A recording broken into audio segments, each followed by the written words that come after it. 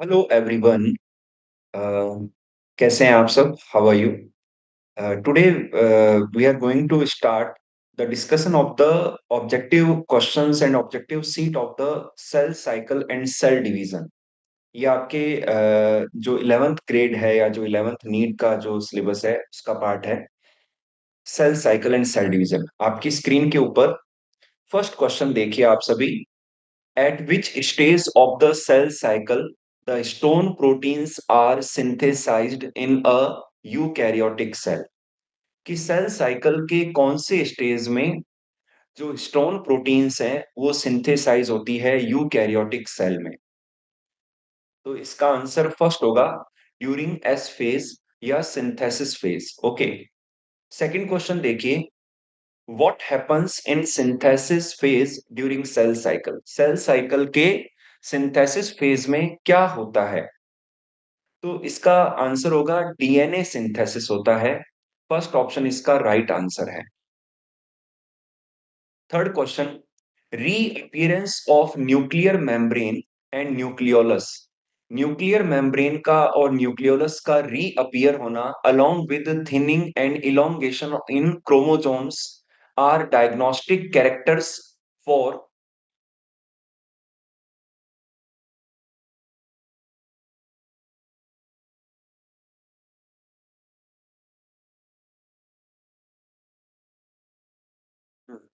तो इसका आंसर होना चाहिए reappearance of nuclear membrane and nucleolus along with thinning and elongation in chromosomes are diagnostic characters for the.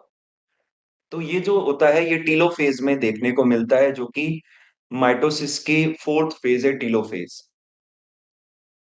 फिर लेते हैं fourth question. Condensation of chromosomes and appearance of astral rays occur during. Chromosomes का condensation and astral rays का appearance ये कब पाया जाता है? इसका आंसर होगा फर्स्ट ऑप्शन, प्रोफेज में होता है ऐसा।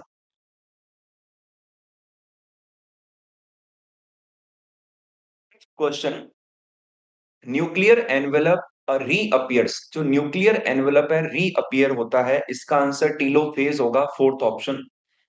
Sixth question, which of the following does not occur in anaphase first but occurs in anaphase second? इनमें से कौन सा ऐसा है जो एनाफेज फर्स्ट में पाया जाता नहीं पाया जाता है लेकिन एनाफेज सेकंड में होता है?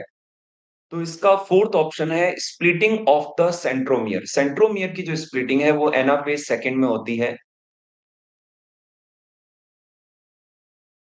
Seventh question, during G two phase. जो जी टू फेज है, during G two phase a diploid cell contains the amount of DNA. जो जी टू फेज होती है उसमें एक डिप्लॉयड सेल के अंदर डीएनए का अमाउंट पाया जाता है। तो इसका आंसर सेकंड होगा, टेट्राप्लॉइड सेल। ओके, तो जो एक डिप्लॉयड सेल है जी टू फेज के अंदर, उसके अंदर जो अमाउंट है डीएनए का वो एक टेट्राप्लॉइड सेल जितना हो जाता है, यानी कि अमाउंट डीएनए का बढ़ जाता है। Eighth question, crossing over takes place in. जो क्रॉसिंग ओवर है वो पाया जाता है पैकाइटिन स्टेज के अंदर। Ninth question, in which order cytokinesis occurs in plants. किस ऑर्डर में साइटोकाइनेसिस पाया जाता है प्लांट्स के अंदर, प्लांट की सेल्स के अंदर? मतलब साइटोप्लाज्म का डिवीजन पाया जाता है, तो वो है सेंट्रीफ्यूगल। प्लांट्स में, प्लांट की सेल में न्यूक्लियस डिवीजन के बाद में सेंटर से पेरिफेरल साइड में डिवीजन होता है, इसे हम सेंट्रीफ्यूगल कहते हैं। Tenth question, which of the two events maintain the constant number of chromosome across generations. इनमें से कौन से दो इवेंट ऐसे हैं जो कि क्रोमोसोम के नंबर को कांस्टेंट रखता है अक्रॉस द जनरेशंस? तो इसका आंसर होगा meiosis and fertilisation.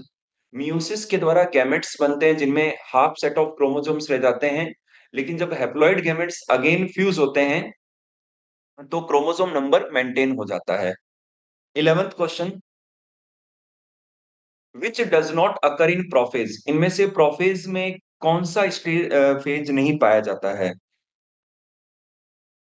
Second, condensation of chromatin. Third, appearance of the chromosomes. Fourth disappearance of nuclear membrane and nucleolus, and first है डीकंडेंसेशन ऑफ क्रोमेटिन। तो ये जो पार्ट है फर्स्ट, ये रॉन्ग है। डीकंडेंसेशन नहीं होता क्रोमेटिन का प्रोफेज के अंदर। कंडेंसेशन ऑफ क्रोमेटिन होता है, अपीयरेंस ऑफ क्रोमोसोम्स होता है, डिसअपीयरेंस ऑफ न्यूक्लियर मेम्ब्रेन और न्यूक्लियोलस होता है। तो प्रोफेज में ये तीनों स्टेज पाई जाती है, लेकिन जो फर्स्ट ऑप्शन है वो नहीं होता है। 12th question, how many chromosomes shall be present in a diploid cell at mitotic anaphase if the gamete cell has 10 chromosomes? How many chromosomes shall be present in a diploid cell? एक diploid cell में कितने chromosome पाए जाएंगे at mitotic anaphase if the gamete cell has 10 chromosome? तो इसका answer होगा 40। जो 40 chromosomes हैं ये जो हैं पाए जाएंगे।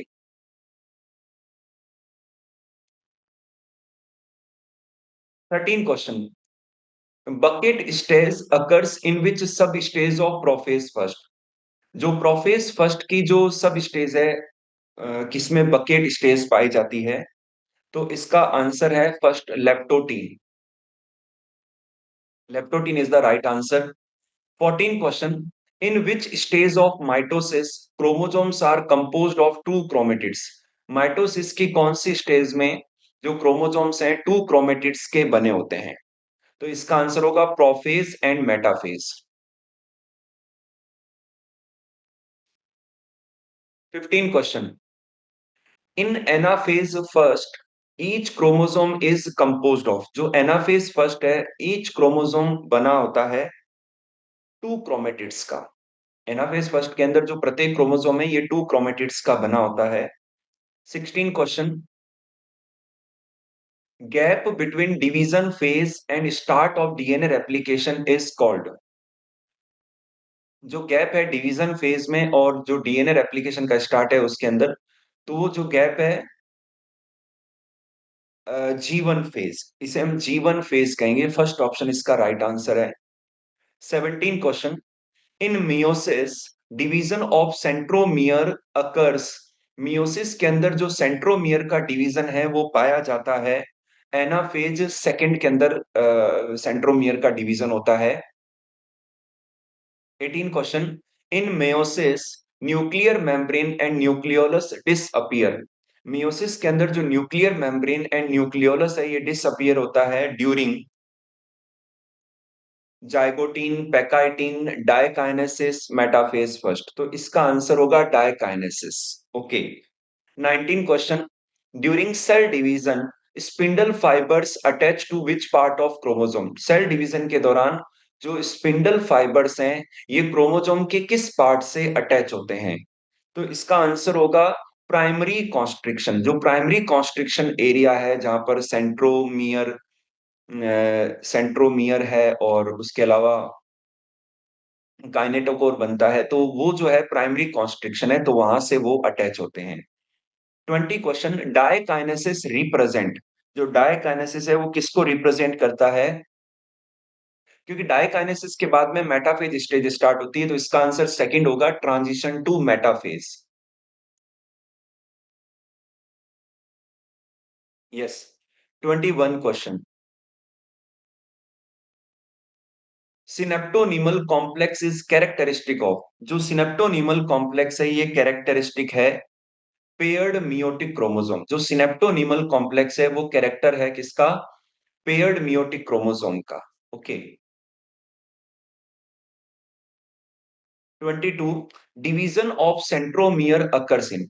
जो सेंट्रोमियर का डिवीजन है वो पाया जाता है एनाफेज में। Third option. 23rd question, each chromosome is composed of one chromatid. जो प्रत्येक क्रोमोसोम है ये एक क्रोमेटिड का बना होता है, तो इसका आंसर होगा एनाफेज सेकंड।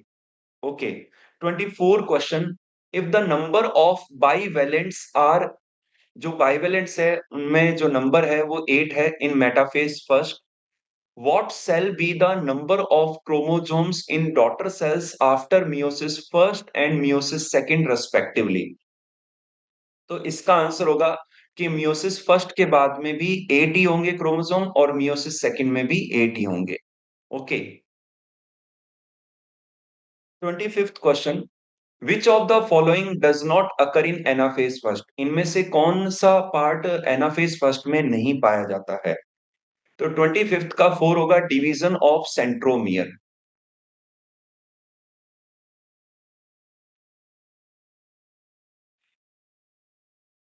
24 का सॉरी 25th का ये पूछना चाह रहा है कि कौन सा जो पार्ट है एनाफेज फर्स्ट में नहीं होता है। तो एनाफेज फर्स्ट में जो है सेग्रीगेशन ऑफ होमोलोगस क्रोमोसोम्स होता है ये। शॉर्टनिंग इन स्पिंडल फाइबर्स ये भी है। और थर्ड ऑप्शन है फॉरवर्ड मूवमेंट ऑफ क्रोमोसोम, ये भी राइट है। डिवीजन ऑफ सेंट्रोमियर सही नहीं है। तो फोर्थ ऑप्शन इसका राइट आंसर है। 26 question, after meiosis first the two chromatids of a chromosome are. Meiosis first के बाद में जो दो क्रोमेटिड हैं क्रोमोसोम के, after meiosis first the two chromatids of a chromosome, meiosis first के बाद में जो दो क्रोमेटिड हैं क्रोमोसोम्स के, उनके साथ में क्या होगा, जेनेटिकली डिफरेंट हो जाएंगे, क्योंकि पैकाइटिन स्टेज में जो क्रॉसिंग ओवर होता है उसके बाद में जीन्स के एक्सचेंज हो जाते हैं। तो सेकंड होगा जेनेटिकली डिफरेंट हो जाते हैं वो। फिर लेते हैं 27 question, chromosomal morphology is best observed eight. जो क्रोमोसोम की जो मॉर्फोलॉजी है या स्ट्रक्चर है उसको ऑब्जर्व किया जा सकता है, वो होगा 27 का सेकंड मेटाफेज स्टेज के अंदर। 28 question, the correct sequence of prophase first of meiosis. Meiosis की फर्स्ट की जो प्रोफेज फर्स्ट है उसके अंदर 5 स्टेजेस होती हैं। तो 5 स्टेजेस के अंदर जो सीक्वेंस है वो ये है, leptotene, zygotene, pachytene, diplotene and diakinesis. तो third option is the right answer. 29 question, crossing over that results in genetic recombination in higher organisms occur between. जो क्रॉसिंग ओवर होता है जिससे जेनेटिक रिकॉम्बिनेशन होता है हायर ऑर्गेनिजम्स के अंदर, तो इसका आंसर होगा non sister chromatids of a bivalent, crossing over that results in genetic recombination in higher organism occurs between. 29 का होगा first non sister chromatids of a bivalent, एक बाइवेलेंट जो क्रोमोसोम का सेट है उसके नॉन सिस्टर क्रोमेटिड्स के बीच में क्रॉसिंग ओवर हो जाता है। फर्स्ट ऑप्शन इसका राइट आंसर है। 30 question, when synapsis is complete all along the chromosome the cell is said to have entered a stage called। जब एक सिनेप्सिस कंप्लीट हो जाता है क्रोमोसोम के बीच में और cell is said to have entered a stage, cell एक स्टेज में एंटर हो जाती है, उस स्टेज का नाम है पैकाइटिन। सेकंड जो ऑप्शन है राइट आंसर है। 31 question, many eukaryotic cells divide mitotically. कई सारी यूकैरियोटिक जो सेल्स हैं डिवाइड होती है mitotically, even though they do not have. मतलब कई सारी जो यूकैरियोटिक सेल्स हैं वो माइटोटिकली डिवाइड होती हैं, जबकि उनमें सेंट्रोसोम नहीं पाया जाता है तो भी। तो इसका आंसर फोर्थ ऑप्शन होगा centrosome. 32, centromere is required, centromere required है किसके लिए, मूवमेंट ऑफ क्रोमोसोम्स टुवर्ड्स पोल। जो सेंट्रोमियर है वो रिक्वायर्ड है क्रोमोसोम्स के मूवमेंट के लिए towards the poles. 33, what is correct about stage of mitotic division represented by the following diagram. यहाँ माइटोटिक डिवीजन की करेक्ट स्टेज को हमें जो है जो आइडेंटिफाई करना है जो रिप्रेजेंट हो रही है, तो 33 का आंसर होगा fourth, daughter chromosomes move to opposite poles. आप देख सकते हैं स्क्रीन के ऊपर कि जो क्रोमोसोम्स हैं वो मूव कर रहे हैं अपोजिट पोल के ऊपर। ओके। फोर्थ ऑप्शन होगा 34। इस डायग्राम को देखिए आप, आइडेंटिफाई द फॉलोइंग डायग्राम। तो ये डायग्राम किस स्टेज को शो कर रहा है? 34 का आंसर होगा ट्रांजिशन टू मेटाफेज। मेटाफेज की और जो है मूवमेंट को ये शो कर रहा है।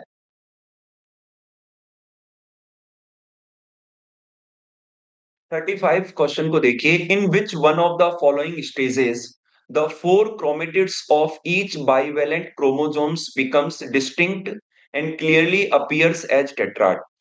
ये कह रहा है कि in which of the stage, इनमें से कौन सी स्टेज में जो फोर क्रोमेटिड्स हैं ईच बाइवेलेंट क्रोमोसोम्स के, वो डिस्टिंक्ट हो जाते हैं और क्लियरली अपीयर होते हैं टेट्राड के फॉर्म में। तो इसका आंसर होगा पैकाइटिन। पैकाइटिन स्टेज इसका थर्ड ऑप्शन इसका राइट आंसर है। 36 question, which part of plant is suitable for the study of meiosis. कौन सा पार्ट जो है रूट सॉरी मियोसिस की स्टडी के लिए सुटेबल है।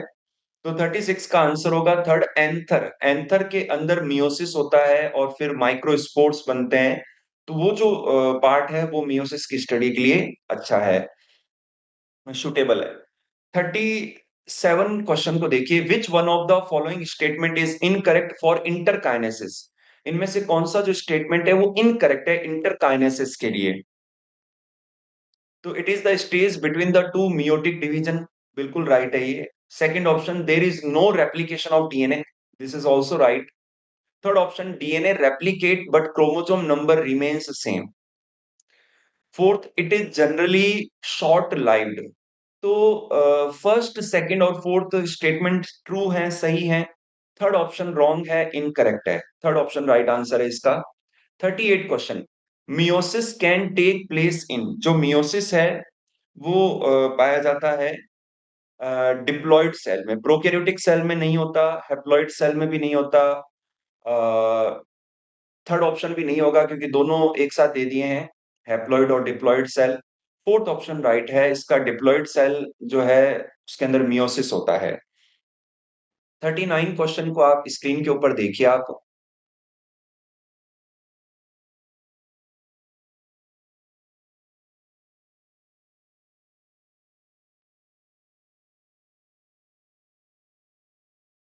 हाँ जी, तो 39 क्वेश्चन को आप देखिए, crossing over takes place between which chromatids and in which stage of the cell cycle. तो इसका आंसर होगा सेकंड ऑप्शन, देखिए आप, non sister chromatids of homologous chromosome. Homologous जो क्रोमोसोम्स होते हैं उनके नॉन सिस्टर क्रोमेटिड्स के बीच में जो है क्रॉसिंग ओवर होता है at the pachytene stage of meiosis first और and prophase first. Prophase first की जो पैकाइटिन स्टेज है उसमें ऐसा होता है। तो सेकंड ऑप्शन इसका राइट आंसर है। 40 क्वेश्चन देखिए, match the following. Match the following है कॉलम फर्स्ट और कॉलम सेकंड। तो इसका ऑप्शन देखते हैं अपन। लेप्टोटीन, लेप्टोटीन का आंसर होगा कंडेंसेशन ऑफ क्रोमेटिन स्टार्ट, बिल्कुल राइट है, फर्स्ट सही होगा इसका। फिर बी है जाइगोटिन। जाइगोटिन के अंदर होता है सिनेप्सिस होता है, दो क्रोमोसोम्स पास पास आ जाते हैं, इसे सिनेप्सिस कहते हैं। फिर सी है पैकाइटिन। पैकाइटिन का होगा रिकॉम्बिनेशन नोड्यूल फॉर्मेशन, कि जब दो नॉन सिस्टर क्रोमेटिड का एक्सचेंज होता है तो वहां पर रिकॉम्बिनेशन नोड्यूल फॉर्मेशन हो जाता है। फिर डी ऑप्शन है डिप्लोटीन। तो डिप्लोटीन का होगा फिफ्थ, डिसोल्यूशन ऑफ सिनेप्टोनीमल कॉम्प्लेक्स। जो सिनेप्टोनीमल कॉम्प्लेक्स है उसका डिसोल्यूशन हो जाता है, डिसोल्यूशन हो जाता है। और ई होगा डाइकाइनेसिस का होगा टर्मिनलाइजेशन ऑफ केएस मेटा। जो केएस मेटा बनता है उसका टर्मिनलाइजेशन हो जाता है। तो डाइकाइनेसिस का आंसर होगा फोर्थ, यानी कि जो फोर्थ ऑप्शन है इसमें वो बिल्कुल राइट है। तो आज के वीडियो को वॉच करने के लिए थैंक यू, और एंड आई होप आपको ये सपोर्ट करेगा, आपकी तैयारी में ये हेल्प करेगा।